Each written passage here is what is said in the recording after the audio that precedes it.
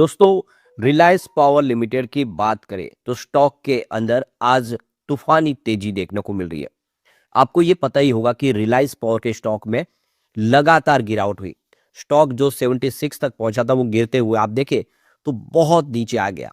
इस गिरावट के पीछे सबसे बड़ी वजह अनिल अंबानी के ऊपर अलग अलग जो सरकारी एजेंसियों की तरफ से जो कार्रवाई हो रही है उसका असर। बिजनेस ठीक है, वैसे इस बार थोड़ा सा रिजल्ट कमजोर रहा है। उसके पीछे की वजह को भी हमने डिस्कस किया है। लेकिन अब यहां से पॉजिटिव संभावना बनने लगी, क्योंकि आपको ये पता ही होगा कि इसका आईपीओ 2008 में आया था। तब कंपनी ने इसकी प्राइस 500 के आसपास रखी थी। वही स्टॉक अगर अब 30 रुपीज के आसपास है और वो भी 10 रुपीज की फेस वैल्यू के साथ, तो आप समझ ही सकते हो कि यहाँ पे संभावना काफी पॉजिटिव दिखाई दे रही है लोगों को, और इसीलिए यहाँ पे पॉजिटिव माहौल बना। तो यहाँ पे कुछ बड़ी अपडेट है जिसको जानेंगे इस वीडियो के माध्यम से, और आने वाले समय क्या रिलायंस पावर फिर बेहतर करेगा। लेकिन फ्रेंड्स, उससे पहले अगर आप पहली बार हमारे चैनल पे आए तो चैनल को सब्सक्राइब कर दीजिए, एक बेल आइकॉन दबा दीजिए ताकि जब भी नया वीडियो बने पहला नोटिफिकेशन आपको मिले। वीडियो पसंद आए तो लाइक से जरूर कीजिए। चलो फ्रेंड्स, वीडियो स्टार्ट करते हैं। मैं हूं आपका दोस्त एसबी दवे और हमारे अपने चैनल ऑनलाइन कमाई में आपका बहुत बहुत स्वागत। तो सबसे पहले रिलायंस पावर के कारोबार की बात करें तो 31.23 पर आप देख सकते हो कि यहाँ पे आपको ट्रेड करता हुआ स्टॉक दिखाई देगा, जहाँ पे 10.86% की बम्पर तेजी है। अब यहाँ पे गौर करने वाली बात है कि कल 28.17 पर क्लोजिंग हुई थी और आज 27.96 पर गिरावट के साथ शुरुआत हुई। यानी कमजोरी के साथ शुरुआत होने के बाद थोड़ी सी हल्की सी और गिरावट हुई, 27.68 का लो बनाया, लेकिन जो दौड़ लगाई वो काबिले तारीफ और सीधा 31.90 पर पहुंच गया। यानी जो स्टॉक 28 के नीचे था वो 32 तक पहुंच गया। यानी एक ही दिन में अगर आप देखें तो 4 रुपीज का बड़ा जंप देखने को मिला है। छोटे स्टॉक में 4 रुपए का जंप बहुत मायने रखता है।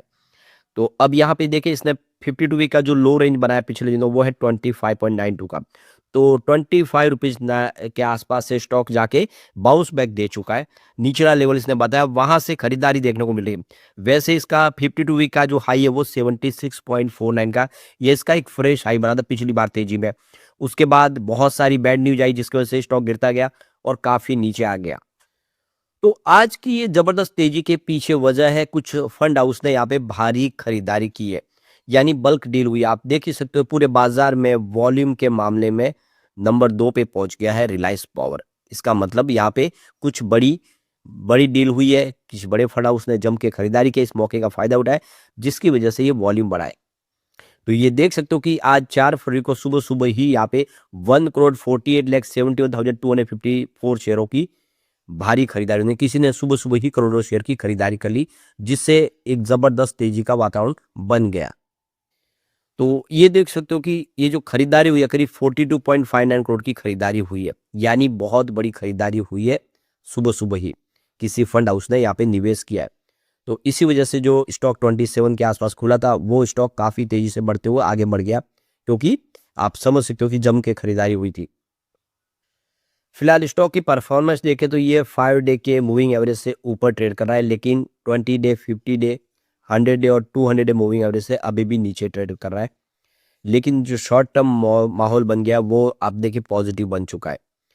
काफी समय के बाद खरीदारी देखने को मिली, और जिस तरह से आज करोड़ों शेयर की खरीदारी हुई है, ये एक सिग्नल दिखाई दे रहा है कि यहाँ से एक बेहतर करता हुआ दिखाई दे सकता है अब रिलायंस पावर।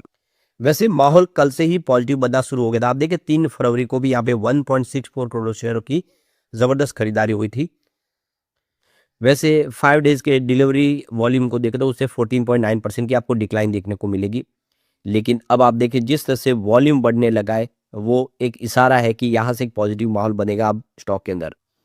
तो यहाँ पे कंपनी ने अपना Q3 का रिजल्ट डिक्लेयर कर दिया। आप देख ही सकते हो कि कंपनी को यहाँ पे जो प्रॉफिट हुआ है उस प्रॉफिट में अगर आप देखें तो 40.14% की डिक्लाइन देखने को मिली है। इस बार प्रॉफिट आफ्टर टैक्स कंपनी ने 25.22 करोड़ का बताया है, जबकि देख सकते हो कि पिछले साल ये 41.95 करोड़ के आसपास। तो कंपनी का प्रॉफिट इस बार गिरा है। रिलायंस पावर की तरफ से कहा गया कि डेट टू इक्विटी रेशियो अगर आप देखें तो इनका 0.87 है।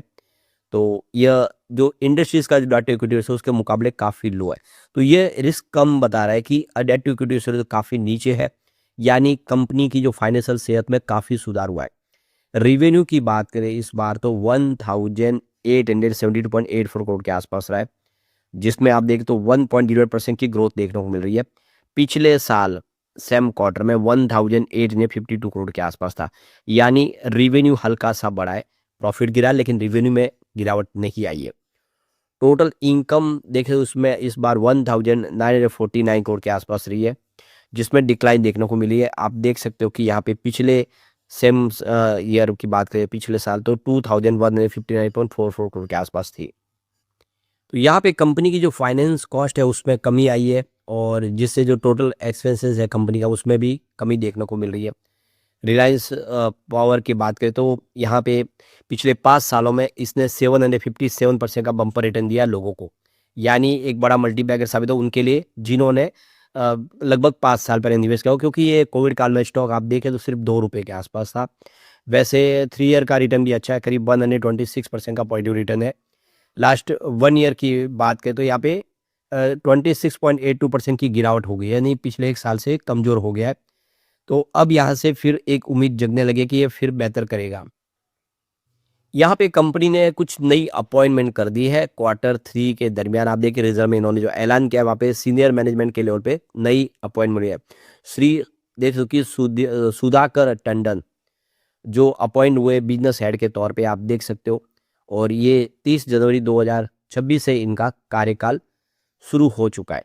तो ये एक नई अपॉइंटमेंट हुई है, काफ़ी अनुभवी व्यक्ति है, इनका फ़ायदा होगा कंपनी को। दूसरी यहाँ पे देख सकते हो कि श्री अभिमन्यु दास इनकी अपॉइंटमेंट हुई है। तो ये अपॉइंटमेंट हुई है रेगुलेटरी लीगल हेड के तौर पे, और 30 जनवरी 2026 से इनका भी कार्यकाल शुरू हो चुका है। तो 2 नई महत्वपूर्ण अपॉइंटमेंट हुई है। ये साबित करिए कि रिलायंस कुछ बड़े फैसले कर रही है, टीम में बदलाव करिए, आने वाले समय स्थिति बदलेगी और रिलायंस और फिर बेहतर कर पाएगा। एक और यहाँ पे जो बड़ी अपडेट निकल के आ रही है, कंपनी की तरफ से जो यहाँ पे प्रेफरेंशियल इशू जारी किए गए थे वारंट के तौर पे, उसको लेकर मॉनिटरिंग एजेंसी ने अपनी रिपोर्ट जारी किया Q3 को लेकर। तो जो भी कंपनी यहाँ पे राइट इशू प्रेफरेंशियल इशू जारी करती है उसके ऊपर मॉनिटरिंग एजेंसी उस पैसे को किस तरह से खर्च किया उसकी पूरी जानकारी रखती है, और उसकी जानकारी एक्सचेंज को शेयर करनी होती है। सेबी का ये रूल्स है। तो ये देख सकते हो कि इन्फॉर्मेटिक्स रेटिंग्स की तरफ से मॉनिटरिंग एजेंसी जो इनकी है उन्होंने अपनी रेटिंग जारी कर दी है कि कंपनी ने पैसे को किस तरह से इस्तेमाल किया है। तो ये देख सकते हो कि जो प्रेफरेंशियल इश्यूज थे कन्वर्टेबल वारंट के, उसकी जो अमाउंट थी 1524.60 करोड़। तो कंपनी ने ये देख सकते हो कि जो पैसे का इस्तेमाल किस तरह से किया है उसकी 30 दिसंबर 2025 तक की सारी जानकारी एजेंसी ने यहाँ पे दे दी है।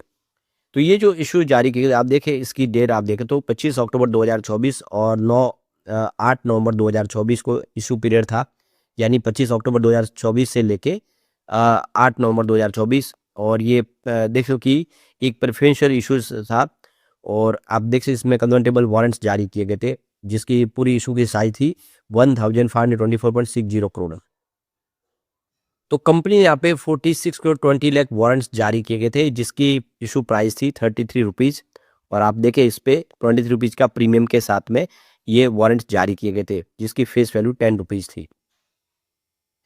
यहाँ पे अगर हम कंपनी के रिजल्ट की बात करें तो इस बार रिजल्ट कमजोर हुआ है। देखिए दिसंबर 2024 में 2159 करोड़ का रेवेन्यू था, इस बार गिर के 1950 करोड़ के आसपास आए।